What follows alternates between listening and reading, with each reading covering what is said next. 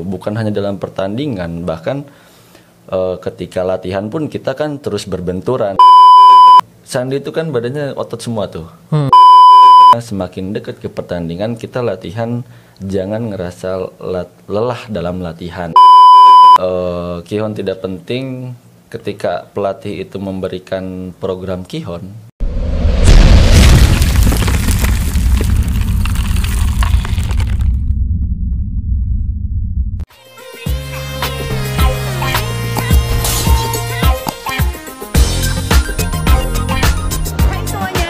Nonton video kita tanding di OS TV. Jangan lupa like, subscribe, and comment. Thank you. Ya buat semuanya ini untuk anak-anak karate karena ini bermanfaat semua ilmunya. Jangan lupa subscribe channelnya OS TV channel buat anak karate semuanya. Gaspol keren banget. Like and comment share. Gaspol. Dan guys jangan lupa like, subscribe, comment di OS TV. Ayo teman-teman. Oke, buat kalian yang suka nonton OS TV jangan lupa subscribe channelnya OS TV ya. Subscribe. Hai, gue Irfan Hakim. Ayo, please share, like, and subscribe OSH TV. OS TV. Saksikan info karate di OS TV. Seno, OS. Salam Osmania, kembali lagi bersama saya Ricky Muhtar dari OS TV. Kemarin kita udah ngundang Sandi Firmansyah dan kita langsung bongkar rahasianya Sandi Firmansyah. Jadi salah satunya adalah Sandi itu naik kelas strategi untuk penampilan maksimal ya. Sebelumnya aja Sandi di minus 75 udah maksimal, sekarang pas 84 lebih maksimal lagi. Nah tapi kan tentu saja tidak bisa orang berat badan itu pindah begitu saja dan menguasai badannya secara cepat ya. Nah untuk itu saya ngundang salah satu tim pelatih Platda dari Jawa Barat yang mungkin fokusnya lebih ke strength and conditioning. Kita panggil saja Tantan. Halo Tantan. Halo, apa kabar Ari? Ya, mic-nya deket lagi biar semangat siap, lagi siap, dong suaranya. Ini di sini udah malam sekali, udah lewat jam 10 malam. Seperti biasa sini malam-malam mulu yang kesini ya. Sandi juga sampai malam tuh kemarin tuh. Yang Jatim sampai jam 1 pagi. Oke Tantan, ini kan lagi rame nih kayaknya di mana-mana SC. Kayaknya kalau zaman dulu tuh kita yang mana pelatih fisik. Betul. Kalau nggak dulu apa lagi ya? Dulu lagi nama pelatihnya apa ya dikenal ya. Tapi sekarang ini SC ya. Kamu kan walaupun kamu karateka, tapi kamu di situ fokusnya sebagai SC betul ya?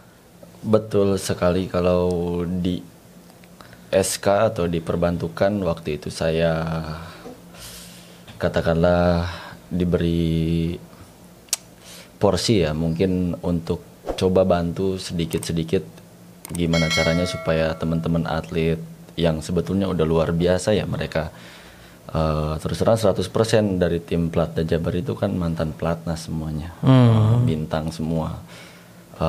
Mungkin katakanlah ada sedikit yang bisa kita andil di sana khususnya di pelatih fisik gitu. Disitulah saya coba berusaha untuk kasih apa yang saya punya gitu kan, apa ya, dari kuliah saya, dari pengalaman saya sebagai pelatih fisik atau juga pelatih gym, karena saya pernah juga di gym gitu. Jadi ya kita coba buat sharing lah satu sama lain, saling mengisi ya, karena warnanya Jawa Barat itu luar biasa dan atlet-atletnya sangat mungkin Ariki pasti lebih tahu ya karena Jawa Barat ya intinya bintang semua, pelatihnya luar biasa, warnanya luar biasa. Gimana caranya warna ini lebih berwarna lagi sih, intinya seperti itu. Jadi kalau di SK saya pelatih fisik dan perbantukan untuk hal-hal lain lah. Kadang juga kita bantu pemanasan dan lain sebagainya gitu.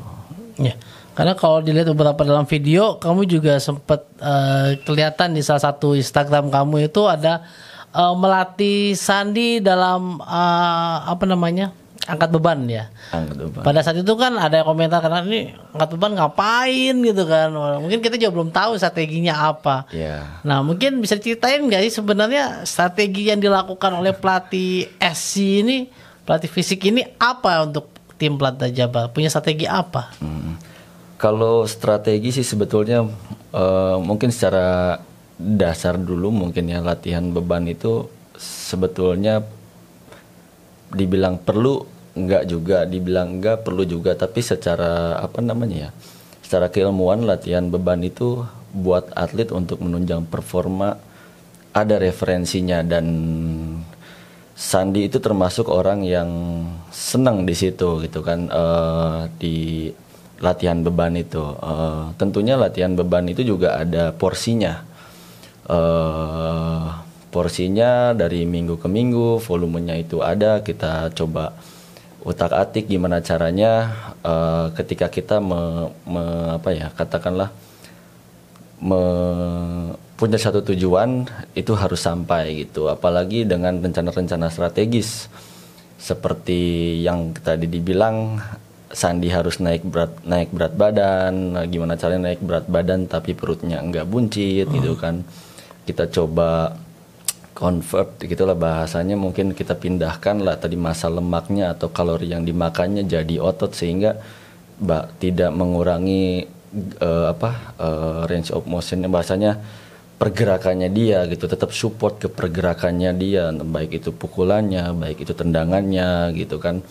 Dan pada dasarnya latihan beban itu banyak benefitnya ya, selain selain dia bisa tetap menyeimbangkan lemak dan otot, bisa juga mengkerapkan tulang, bisa juga tetap pada, kalau dilatih pelatih strength itu mereka bilang yang gak didapat dari tools lain atau latihan lain itu feeling greennya itu loh. Feeling green itu rasa bener-bener kalau udah ngangkat yang agak berat lah, katakanlah dibilang berat gitu, intensitasnya tinggi, ngerasa luar biasa gitu. Karena kita kan olahraga yang kalau mau dibilang itu olahraga yang keras kan, walaupun kadang skin touch, istilah di rules itu hanya menyentuh kulit, tapi tidak bisa dihindari benturan itu, bukan hanya dalam pertandingan, bahkan ketika latihan pun kita kan terus berbenturan gitu kan. Dan kita perlu make sure diri kita kita ini siap gitu berbenturan dengan atlet-atlet yang sebenarnya siap makan kita gitu kan. Apalagi sekarang karate di Indonesia luar biasa kan, berkembang dan udah hebat-hebat ya. Sandi termasuk orang yang luar biasa pengen mempertahankan itu, dan kita nyambung gitu, cocok gitu, sepertinya sampai saat ini masih cocok gitu. Dan alhamdulillah direzekiin sama Allah, dia bisa dapat medali emas di perorangan dan di beregu. Katanya sih saya dengar jadi man of the match juga, ada yang bilang, dan bahkan tidak seperti berat badannya yang naik sampai 9 kilo kan, 9 kilo lebih gitu kan. Ya alhamdulillah itu adalah kerjasama antara tim pelatih semua, tim pelatih teknik, tim pelatih fisik, kepala pelatih, dan juga jajaran pengurus yang sangat support dengan rencana strategis kepindahan Sandi di plus 84 itu. Kalau kamu lihat cara mainnya Sandi di minus 75 dulu sama plus 84 sekarang, itu bagus mana? Saya jujur ya, kita nggak bicara lawannya, lokasi pertandingan ya di mananya apa yang nggak, kita cuma bicara cara mainnya dia aja. Caranya mainnya dia. Jadi ini saya flashback sedikit. Saya cerita sedikit boleh mungkin ya. 2018 awal Sandi katakanlah kita bertemu gitu kan. Kita coba sharing sedikit, dan dia pernah mengatakan kepada saya bahwa saya pengen latihan agility, saya pengen lincah, dia bilang gitu. Pertanyaan saya satu waktu itu, apa benar kamu tipikal orang yang lincah bermainnya? Saya bilang kan. Dia mikir lagi mungkin ya, terus saya yakinkan kalau kamu adalah atlet yang efisien, saya bilang. Ketika kamu bisa bergerak saja 1 senti ke depan atau ke belakang, mungkin orang bisa merubah itu gitu kan. Sandi tidak kehilangan karakter bermainnya. Karakter bermainnya yang efisien itu adalah karakternya Sandi. Lalu kalau ditanya bagusan mana, Saya rasa bagus itu kan dilihat dari hasil akhir. Kita bisa lihat dari hasilnya Sandi dari pertama main sampai akhir dia perform terus. Dia 891 pertama main, lalu ketemu Daniel 80, lalu ketemu dengan Raffi di 80 juga. Saya rasa penampilan Sandi di sekarang kemarin di Papua itu adalah penampilan yang terbaik dari seluruh pertandingannya Sandi di sebelumnya gitu kan, termasuk pada saat BK pon.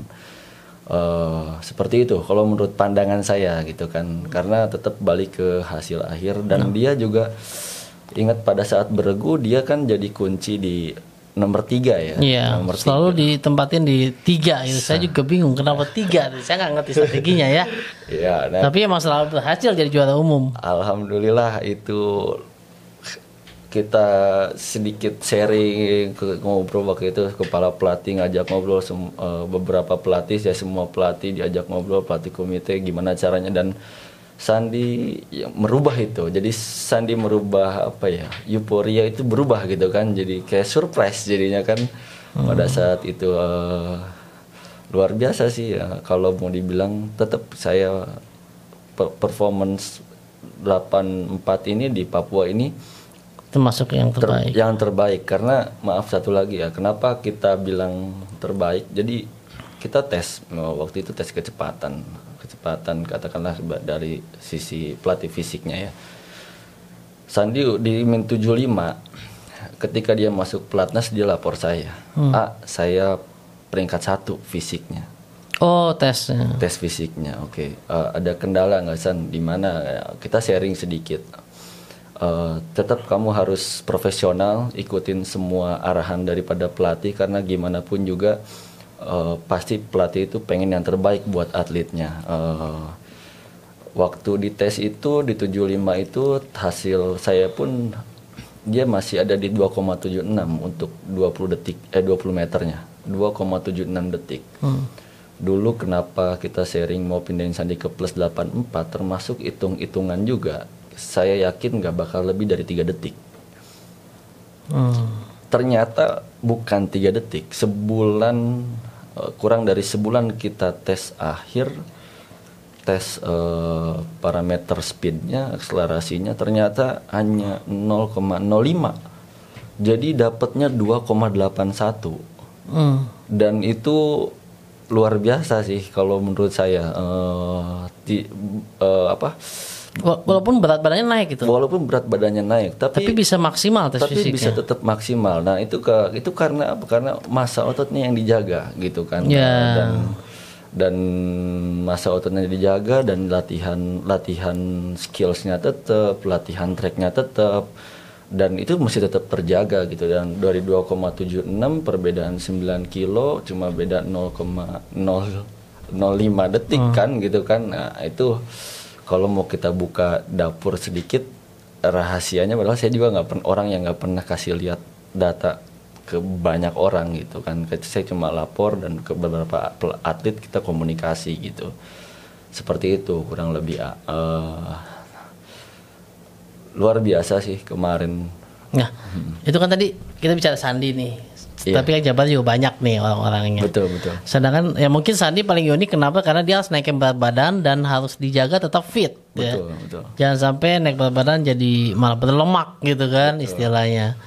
Nah, sekarang gimana dengan strategi kamu menghadapi atlet-atlet yang lain? Tentu punya perbedaan kebutuhan.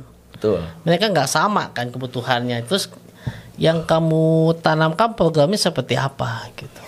Nah, gini. Dalam hal ini kan namanya ngelatih fisik itu harus ada prinsip individualisme dan individualisasi atletnya dan spesifik atletnya.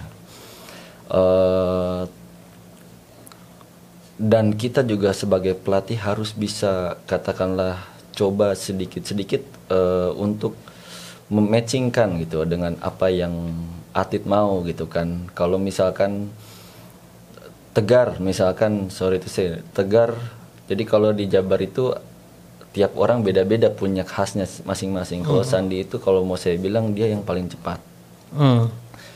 Kalau Tegar itu dia yang paling agile atau dia yang paling lincah, gerakan footwork kakinya dia yang paling cepat. Lalu Maruli punya kelebihan dia yang paling endure atau dia yang paling tahan gitu kan. Lalu Mario orang yang paling siap baku hantam gitu kan ya. Kalau di karate kan itu ciri khasnya ya. Dan Mario orang yang luar biasa gitu kan, punya spirit juang bertarung luar biasa gitu dan kelihatan banget. Kalau kemarin ada Nadar itu adalah orang yang spesial juga. Dia punya satu ciri khas, dia kiri kidal, lalu dia paling explode.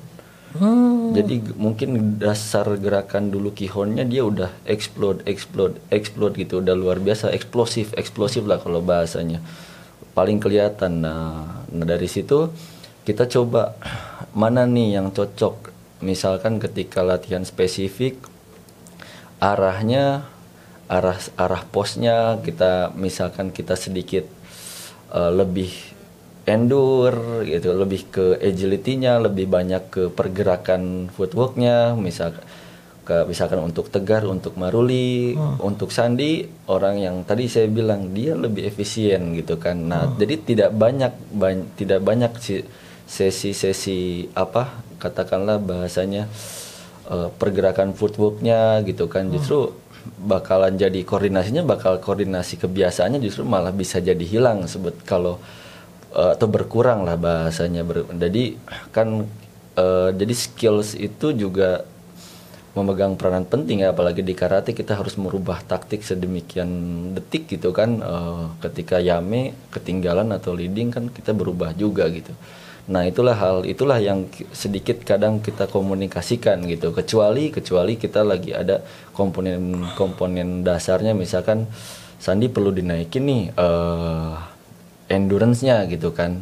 Kita bisa ambil yang mana nih latihannya, mau balik ke track lari atau kita juga bisa pakai sirkuit training atau kita pakai beban yang ada di range-nya Sandi untuk bisa tetap bertahan, untuk naikin daya tahannya gitu kan. Bisa sih seperti itu, kita lakukan hal itu seperti itu. Tadi saya menangkap beberapa poin dalam latihan SC ini yang bisa ditingkatkan. Tapi sebelum saya bertanya detail, kita lanjut setelah yang satu ini ya.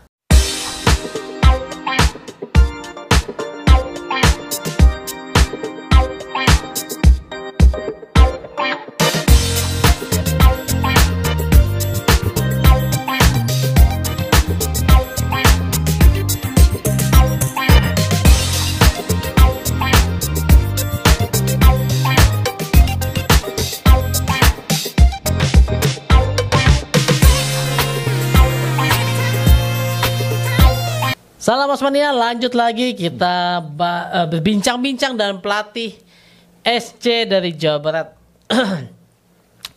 Tadi kayaknya Tantan menyajikan menunya itu mau meningkatkan apa? Agility, endurance. Nah, yang saya pengen tahu nih, kalau kita bicara latihan karate teknik yang mungkin adalah pelatih teknik melatih dan cara tekniknya sendiri. Betul. Ya pelatih ya, kalau Kihong kata komite lah istilahnya, terus berkembang di sport karate gitu kan. Nah sekarang yang saya ingin tanyain nih, di SC sendiri apa aja sih yang bisa dikembangkan? Tadi kan disebutin bisa agility, bisa endurance, bisa, terus apa lagi?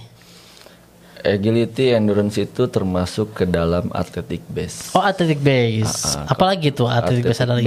Ada skill base, ada juga strength base. Oh, aja yang penting base-nya ada 3 dulu nih ya. Ada 3 dulu. Athletic, strength, dan skill base. Oke, sekarang kita jabarin satu-satu. Athletic apa aja? Athletic itu dasarnya lari. Lari, kardio dong. Dibilang kardio, intinya lari sih. Karena ya basicnya lari itu kan ya pasti untuk kardio ya. Cuman kan kalau kita juga lari itu jadi cepet, misalkan 20 meter kan belum tentu jadi kardio juga. Kalau kita ke sprint ya tergantung arahnya mau kemana gitu kan. Kalau kardio mungkin kan lebih stabil pace-nya tapi jauh. Steady state bahasanya, tetap di zonanya 2, zona 3. Gitu. Lalu kalau untuk ningkatin anaerobik ada di 4, zona 4, zona 5, atau ketika kita ngerasa kita tuh harus lari tapi dalam keadaan yang melelahkan gitu kan, bahasa sederhananya gitu. Jadi semakin dekat ke pertandingan, latihan itu kalau basicnya semakin dekat ke pertandingan, kita latihan jangan ngerasa lelah dalam latihan gitu. Tapi kalau di awal-awal kita lelah dalam latihan itu bisa jadi bukan bisa jadi, tapi memang seperti itu gitu. Nanti makin dekat, gimana caranya supaya latihan itu tidak melelahkan pada saat latihan, karena berkaitan dengan nanti bisa mengurangi katakanlah skillnya tadi, nilai-nilai bentuk tekniknya mungkin seperti itu gitu.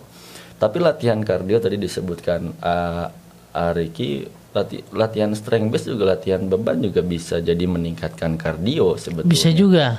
Iya, dalam bukunya Ali katakanlah untuk meningkatkan 3% itu bisa naik terus kardiovaskuler atau VO2 max itu bisa meningkat gitu dalam beberapa waktu. Dengan gitu. strength training. Dengan strength training, dengan hypertrophy, dengan low intensity. Jadi poinnya makanya low intensity tadi. Bahkan latihan katakanlah makin cepat dia ngangkat, beda lagi. Malah bukan ke yang tadi dimaksud, beda lagi. Justru tadi kita mau dari mana arahnya? Mau dari athletic base atau mau dari strength base atau mau dari skill base gitu kan. Metode latihannya masing-masing berbeda ya. Walaupun pakai beban, tapi cara mainin alatnya beda ya. Mainin alatnya beda, dan katakanlah berapa bebannya, bagaimana melakukannya, apakah cepat atau lambat, apakah meledak-ledak gitu kan. Nanti pelatih pasti punya tujuan gitu kan, kenapa harus itu gitu kan. Gitu. Ya ini menarik tuh. Jadi ada atletik, yang strength termasuk yang angkat beban itu ya. Termasuk. Setelah lagi apa tadi? Skill base. Skill base. Kalau skill base ini yang basic kata kihon kata kumite. Oh, iya, jadi kalau dalam kan latihan beban itu meningkat. Katakanlah kita misalkan tahu squat kan ya, pasti dong squat ya. Kalau kita kan Zenkutsu Dachi juga untuk meningkatkan otot paha. Ini menarik. Betul. Benar. Dan basicnya semuanya dari nutrisi. Ya. Sebenarnya banyak sekali fenomena ketika luar biasa.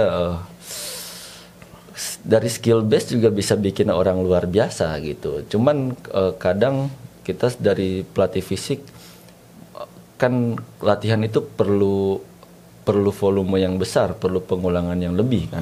Makalah kita ada untuk meningkatkan komponen itu sehingga latihan skillsnya bisa lebih banyak lagi gitu kan, dan kualitasnya juga bisa lebih kelihatan lagi gitu kan. Seperti itu gitu. Jadi kan bicara skill base itu contohnya yang hampir sama squat itu adalah Zenkutsu Dachi. Contohnya gitu kan. Nah, saya mau nanyakan nih, karena ada beberapa pertanyaan di beberapa netizen yang mengarah ke gini, kihon menjadi tidak penting gitu. Entah mungkin tidak penting karena kihonnya tidak penting, atau mungkin karena memang ada alternatif latihan lain yang lebih fokus kayak squat gitu. Nah, menurut kamu gimana pendapat kamu? Kihon tidak penting, nah menurut kamu gimana gitu? Kihon tidak penting. Kalau kihon tidak penting, pertama mungkin tergantung perspektif ya. Kihon tidak penting ketika pelatih itu memberikan program kihon, saya rasa bisa jadi penting karena pelatih itulah yang lebih tahu sendiri apa yang harus dilakukan oleh atletnya. Namun secara general sebetulnya kalau intinya kan sama. Untuk mengisi force atau tenaga di kekuatan di pahanya kan gitu kan, di bagian-bagian katakanlah otot-ototnya gitu kan, apalagi kalau kihonnya sudah menahan diam gitu kan. Jadi menahan diam, tahan kibadachi misalkan, tahan Zenkutsu Dachi 5 detik, bisa juga sama seperti squat juga kan bisa tahan 5 detik kan gitu kan. Cuman kihon ini kan basicnya spesifik, skill study. Kalau saya mau bilang kenapa ada squat dan lain sebagainya, nanti pelatih bisa melihat lebih efektif mana dampaknya buat atlet tersebut. gitu. Jadi katakanlah si basic science-nya ini, basic science secara generalnya, maaf mungkin saya juga salah bicara, pandangan saya sebetulnya kalau kita bisa mengcombine itu mungkin bisa lebih bagus gitu kan. Cuman kadang ada pada tempatnya atau tidak gitu. Jadi ada waktu kapan harus squatnya cepat, ada waktu kapan harus squatnya bebannya berat, ada kapan waktu squatnya bebannya ringan gitu. Terus kan tetap kita kan ketika orang latihan beban atau latihan di track juga, setelah itu kita akan melihat kan hasilnya pada skill base-nya kan, ada pada skillnya. Nah dari situlah kita sebagai pelatih harus katakanlah bisa mengeksplor mana sih yang lebih efektif buat atletnya gitu. Apakah mengikuti A atau mengikuti B, dan itu bisa jadi beda-beda gitu. Ada mungkin atlet yang lebih cepat ke sini, ada mungkin atlet yang lebih cepat ke sini. Jadi kembali ke individualisasi latihan. Betul. Semua orang nggak bisa dilatih dengan metode yang sama. Betul. Oke, ini menarik sih. Jadi kebayang kalau dalam satu tim aja kemarin ada berapa orang? 14 ya Pak? Jabar? Ke Jabar semua ada 15 orang. Ya. Dan 15 orang ini punya kebutuhan masing-masing berbeda. Betul. Nggak bisa kita samain rata gitu ya. Yes. Pastinya setiap atlet punya minimal, kalaupun ini pandangan saya, minimal kalaupun nggak beda programnya adalah beda porsinya gitu. Oh iya, ya misalnya angkat beban porsinya pasti beda-beda. Beda-beda. Misalkan lagi power endurance gitu kan, lagi meledak-ledak gerakan angkatnya gitu kan, dan pasti beda itu minimal. Ya dari situlah kita kan tetap record ya. Jadi ada bisa kapan dinaikin, bisa kapan diturunin. Tinggal kapan tempatnya, gunanya untuk apa, dan disesuaikan dengan katakanlah dikomunikasikan juga sama atletnya gitu kan. Seperti itu sih ya. Menarik ya. Jadi SC ini kalau dikatakan penting ya. Kalau dikatakan penting, kalau udah ada SC harusnya, maaf ya, sorry to say, bisa lebih maksimal insya Allah. Lebih maksimal. Yang saya lihat kemarin itu kenapa? Karena Sandi ya, karena kan Sandi naik kelas itu bukan berarti dia melatih latihan skill doang gitu kan. Betul. Skill sport komite itu yang agility apa segala macam bukan kan, karena pasti dia perlu menjaga badan dia naik tapi tetap terjaga fit gitu. Betul, tetap terjaga fit. Tapi perjuangannya Sandi itu luar biasa sih kalau saya mau bilang. Dia tuh 2 minggu 16 hari deh, 16 hari dia tuh sebetulnya udah dari pertama kita dari Pak Kepala Pelatih Pak Arif bilang Sandi di plus 84 sama dia bilang gitu. 16 hari sebetulnya Sandi udah di 85,90 dalam waktu 16 hari. 16 hari ya. Cuman pada saat kita kan waktu itu ada liburan tuh ke Pangandaran, tryout lah ya. Drop dari situ Sandi. Ya, sakit katanya. Sakit luar biasa, lebih dari seminggu, dan itu turun lagi. Aduh. Jadi berat badannya, Sandi itu kan badannya otot semua tuh. Jadi kalau dia bilang dia selalu report, dia pernah tes juga body komposisi kan, komposisi ya, ada dia, berapa lemak persen otot muscle. Dia termasuk yang di atas rata-rata. Kalau ototnya gitu kan, di atas rata-rata ototnya. Terus ketika otot sudah makin banyak, apa aja yang dimakan itu mudah sekali buat hilang. Oh iya. Otot lebih gampang hilang ya? Enggak, maksudnya gini, ketika badan kita otot semua, iya. yang dimakan sama kita tuh, jadi gampang hilang, jadi nggak jadi berat. Oh gitu, jadi tetap segitu. Makanya ada programnya ini, Makanya kita perlu nutrisi juga ya. Nutrisi, tambahan kalorinya, udah gitu juga bagaimana cara tetap yang kalori yang dimakannya dia kita pindahin lagi ke ototnya gitu kan. Jadi sehingga stabil gitu. Sehingga dia tetap naik pelan-pelan gitu kan. Sampai luar biasanya tetap seminggu itu dia tetap ada di 82 gitu kan.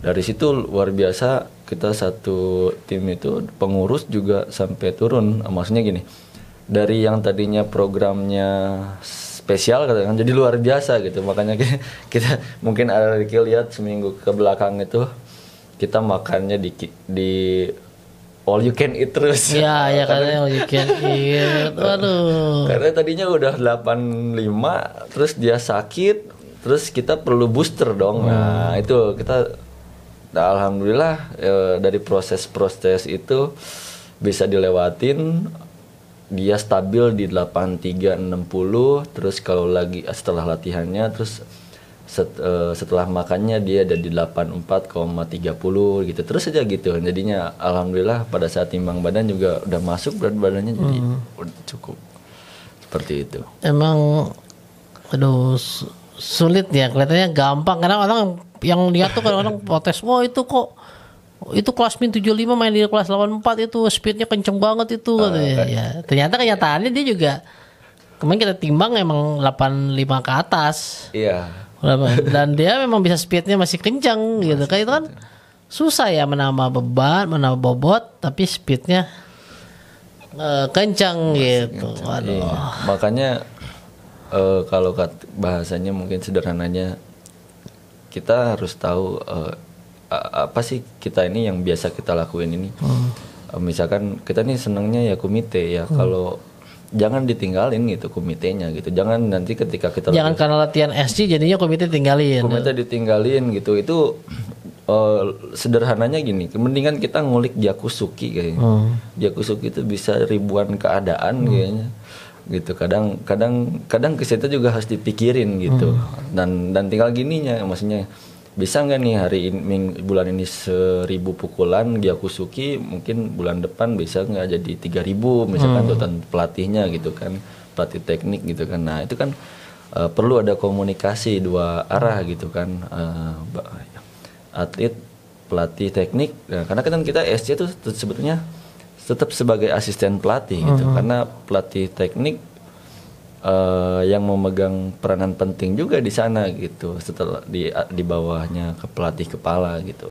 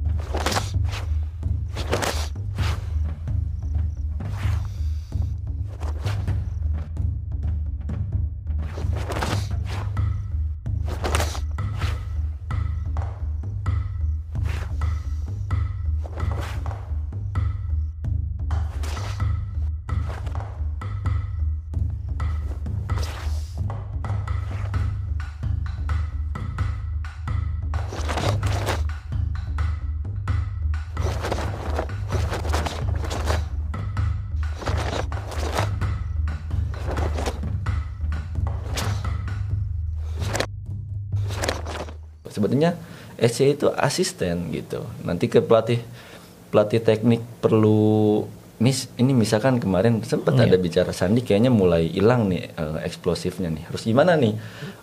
Ya nanti baru kita coba gitu kan. Kita iya ini mah ada ini kok lagi gini, mungkin lagi latihan khususnya ada lagi ya. Seperti itu. Memang saya juga pernah nanyain ini ke pelatih-pelatih SC lain ya, karena SC ini cenderung hal baru ya. Nggak hal baru sih, cuman jadinya kayak baru gitu kayak kan. Baru. Untuk masuk ke dalam tim Plata membawa SC ini ada kesulitan nggak gitu kan? Kalau dibilang kesulitan itu tentu tantangan itu selalu ada ya. Saya kalau nggak bilang kesulitan, mungkin tantangan ya. Karena yang dibutuhkan oleh seorang pelatih itu dengan atletnya, pertama harus menumbuhkan rasa trust ya, rasa percaya bahwa tujuan utama pelatih itu kan pasti menginginkan atletnya untuk bisa juara gitu kan, atau berprestasi lah, bahasanya berprestasi dulu, bisa meningkatkan performansnya, baik itu skillsnya ataupun fisiknya, lalu dirizikiin sama Allah bisa jadi juara gitu kan. Seperti itu sih. Nah, dari trust itulah intinya bisa sampai keluar, bisa jadi keluar batas gitu. Jadi yang bisa jadi keluar batas dalam arti kan kita nggak pernah nyangka juga kan Sandi di plus 84 kan, itu kan sesuatu yang keluar batas gitu sebetulnya. Out of the box out of the box gitu kan. Nah, itu bisa sampai ke sana gitu, walaupun sebetulnya ada norma-norma penyesuaian dan lain sebagainya, tapi kadang kita mungkin juga perlu ambil resiko ya, sedikit banyak gitu, yang dengan ya ikhtiar lah, salah satu bentuk ikhtiar kita supaya kita bisa meraih hasil yang maksimal. Dan itu pun kalau kata kemarin saya lihat juga videonya Ariki sama Sensei Platnas itu, Sensei Abdullah Kadir ya kalau nggak salah. Touching itu perlu gitu antara pelatih dan atlet itu, trust, touching, terus gimana caranya atlet itu tetap ada di attitude yang luar biasa gitu kan, baik itu di dalam ataupun di luar gitu. Kalau saya sih nangkapnya gitu ya, itu sangat diperlukan, khususnya ya untuk SC juga kan, karena sebelumnya kan Jawa Barat belum pernah ada diperbantukan pelatih oh ya, fisik sebelumnya gitu. belum pernah ada ya? Belum pernah ya.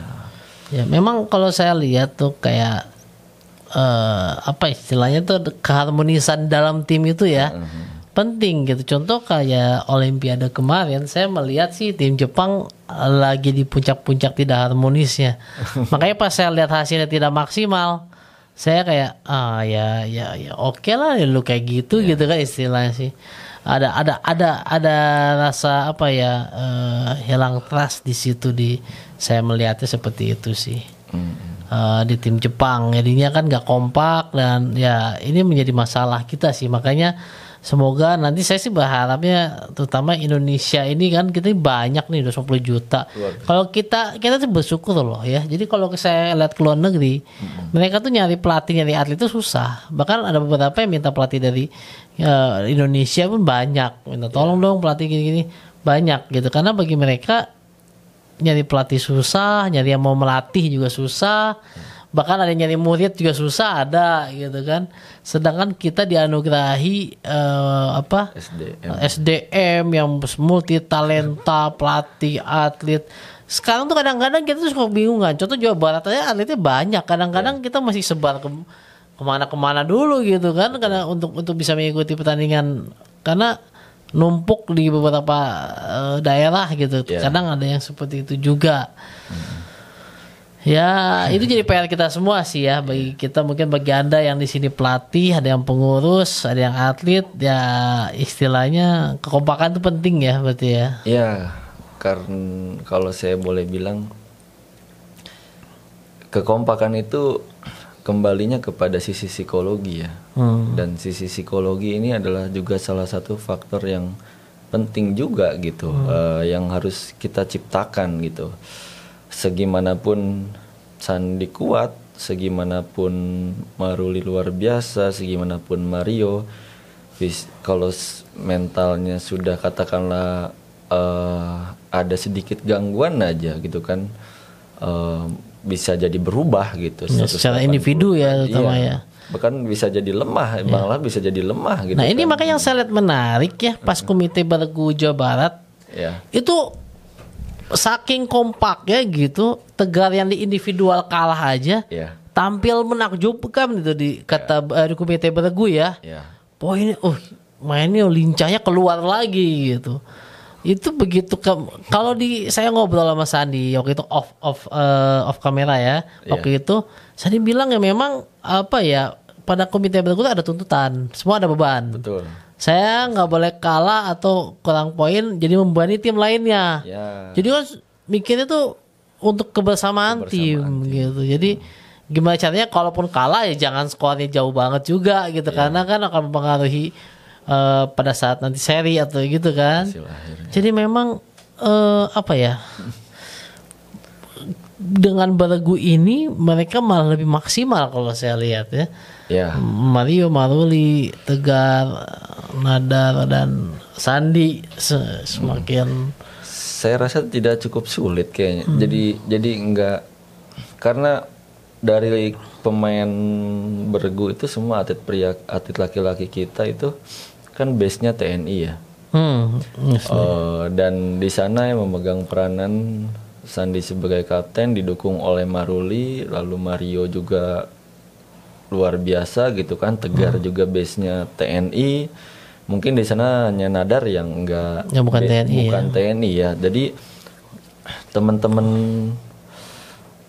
atlet putra komite itu kalau mau dibilang emang kompak sekali, satu visi gitu, karena pertaruhannya bukan cuma juara mereka, umum ya. juara umum gitu kan. Kita punya beban tantangan luar biasa. Udah gitu nggak di Bandung gitu kan. Dan mereka luar biasa sih, hal-hal kecil yang bisa jadi besar katakanlah mereka coba redam itu ada seperti itu gitu, sampai gimana caranya dan beban mereka juga ingin buktikan kalau mereka masih yang terbaik di Indonesia itu ada gitu. Kalau bicara Tegar di perorangan nggak perform, di beregu dia perform. Saya sendiri melihatnya, saya kan nama Tegar deket banget ya, justru Tegar itu yang paling lama latihan nama saya dari 2017. Setelah Panglima dia gagal main pertama, dia coba hubungin saya buat, Sensei boleh nggak ada waktu buat saya bisa latihan, dia bilang gitu. Saya cuma bilang kalau mau latihan sama saya izin dulu sama bapak, saya pelatih kamu nanti latihan sama saya kan pasti ada beda-beda sedikit, jadi saling mengisi gitu, bisa saling mengisi. Kalau Tegar itu dari performance kemarin ada sedikit, kalau bahasanya Sandi itu mistake gitu, kesalahan, mistake gitu. Ketika pola dia di awal 1-0 dia kalah, dia tetap di polanya. Lalu ketika dia leading, dia tidak merubah polanya dan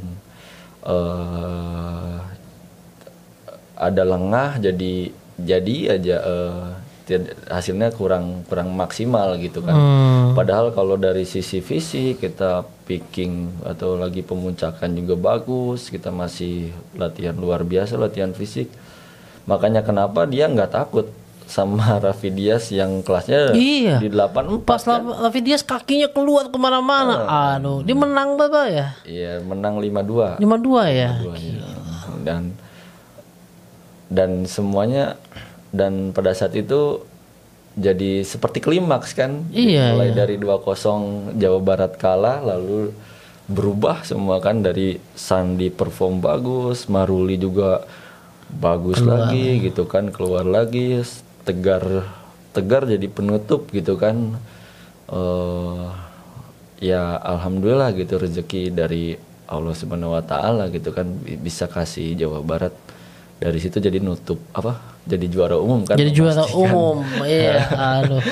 Di tanah orang lain loh, dulu kan di tanah sendiri kan ya. Betul, alhamdulillah.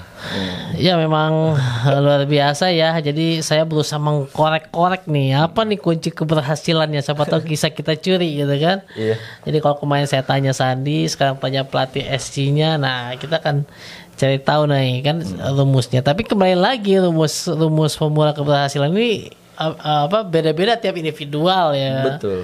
Jadi ya tapi nggak apa-apa. Ini sukses story, semoga bisa mengilhami teman-teman yang menginspirasi teman-teman juga yang menyaksikan, baik atlet, pelatih maupun pengurus juga gitu. Mungkin kalau yang tim Forky atau tim daerahnya belum punya pelatih SC, boleh mempertimbangkan karena ternyata memiliki peranan penting juga ya kan? Ya. Gitu. Mungkin yang mau disampaikan terakhir nggak nih? Yang gimana ya?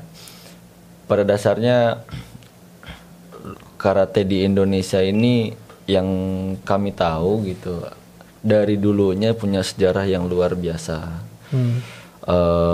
Tentunya kita semua berharap seluruh insan karate di Indonesia pastinya berharap bahwa bisa berprestasi kembali lebih jaya dari sebelum-sebelumnya gitu. Kalau dulu ada juara dunia,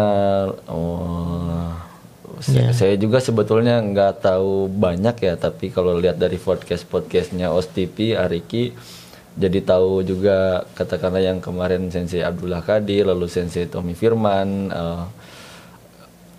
Ya intinya kita semua berharap Indonesia PB4K bisa selalu katakanlah memberikan medali di kejuaraan dunia, apalagi sebentar lagi ada AKF kan ya. Ya di Kazakhstan. Lalu dan ada WKF juga di Dubai. Di Dubai minggu depan itu ya, nggak kerasa. Mudah-mudahan semakin kompak, tetap terus pantang menyerah. Iya. Ya memang segi peraturan pertandingan seperti yang saya pernah sampaikan selalu berubah. Kemarin saya sempat ngobrol diskusi bukan di podcast sama Faisal. Faisal mempelajari dia, oh ini ya kriteria penilaian. Berarti main katanya harus berubah dong dari gini menjadi gini. Dia sampai mendalami seperti itu karena memang karate satu udah masuk sport ya kita harus baca peraturannya dulu gitu kan supaya bisa comply sama supaya skornya bisa memenuhi juga dengan kriterianya gimana, karena nggak sembarang tradisional dibawa ke sport ya nggak gitu juga gitu. Ada adaptasi, ada perubahannya, ada modifikasinya. Nah ini menarik kalau peraturan aja bisa berubah ya, apalagi ilmu kepelatihan ya. Dan juga tentunya SG ini udah kelihatan lah di pelatnas juga SG-nya. Saya pernah ngintip juga bagaimana mereka latihan. Ada yang fokus pemulihan cedera, ada yang latihannya lebih ke eksplosif. Selalu adalah hal-hal menarik, ilmu-ilmu baru yang bisa diterapkan. Nah semoga dengan adanya podcast ini teman-teman juga jadi semakin penasaran nih. Nanti mungkin bisa cari aja Instagram kamu apa? Instagram saya TRD Jabar. Nah bisa jadi Jabar di Instagramnya dia. Jadi itulah yang bisa kita pelajari dari pelatih SC kita Tantan atau Tanri Rizky Jabar. Tadi udah disampaikan Instagramnya @TRD Jabar ya. Jadi kalau Anda ingin belajar lebih dalam lagi mengenai SC bisa hubungi aja Instagramnya, atau mungkin juga bisa cari literatur yang ada di Google ya, cari aja di googling tentang strength and conditioning. Oke, sekian saja dari kita. Stay safe and healthy. Os.